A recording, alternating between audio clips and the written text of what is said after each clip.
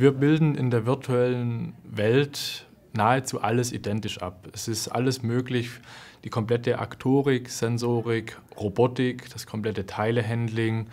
In der virtuellen Welt können wir verschweißen, kleben, pressen, prüfen, alles wie in der realen Welt auch. Zusätzlich ist in der virtuellen Welt auch das gesamte Datenhandling umgesetzt. Sprich, die Kommunikation mit der Datenbank wird auch in der virtuellen Welt getestet, sodass wir auch an der Anlage gewährleisten können, dass die Daten sauber und ordentlich richtig abgelegt werden.